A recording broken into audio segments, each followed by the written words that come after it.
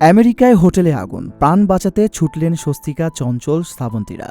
৪৪তম north America Bengali কনফারেন্সে যোগ দিতে আমেরিকায় হাজির হয়েছেন টলিউডের একঝাঁক তারকা। শিকাগোতে একটি ৫ তারকা হোটেলে রাতের গভীরে ঘুমিয়ে তলিয়েছিলেন সবাই। তাদের সাথে ছিলেন বাংলাদেশের চঞ্চল চৌধুরীও। এর মাঝেই ঘটল অঘটন। সকালের স্নিগ্ধ আলোয় ঘুম ভাঙার কথা থাকলেও রাত ভোরে কর্কশ শব্দে বেজে ওঠে বেরসিক ফায়ার অ্যালার্ম।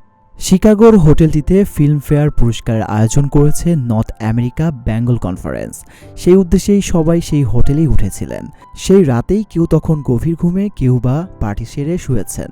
এর মধ্যেই হইচই কাণ্ড। ফায়ার অ্যালার্ম শুনে রীতিমতো আতঙ্কিত সবাই।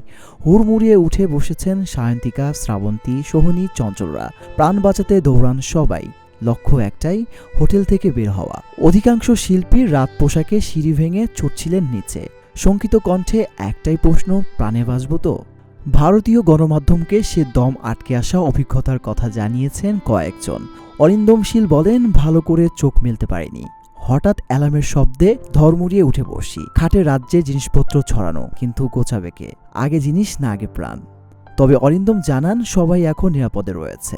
ফায়ার অ্যালার্ম বাজতেই নিয়ম মেনে সিঁড়ি বেয়ে এক্সিট নেন তারা। মিনিটের মধ্যেই হাজির হয় দমকল। সঙ্গে সঙ্গেই পরিস্থিতি নিয়ন্ত্রণে আসে। সকলকে নিয়ে যাওয়া হয় নিরাপদ স্থানে। শ্রাবণী চট্টোপাধ্যায় থেকে চঞ্চল চৌধুরী, প্রাণ বাঁচানোর দৌড়ে সামিল সকলে। ছিলেন হোটেলের বাকি বর্ডাররাও। সৌরসেনী মিত্র, অর্জুন চক্রবর্তী, অনির্বাণ ভট্টাচার্য, সোহিনী সরকার, শ্রাবণী চট্টোপাধ্যায়, কৌশিক গঙ্গোপাধ্যায়, উজান গঙ্গোপাধ্যায়, সুদেশা রায়, অরিন্দম শীলের মতো ব্যক্তিত্বরাও এই হোটেলেই ছিলেন।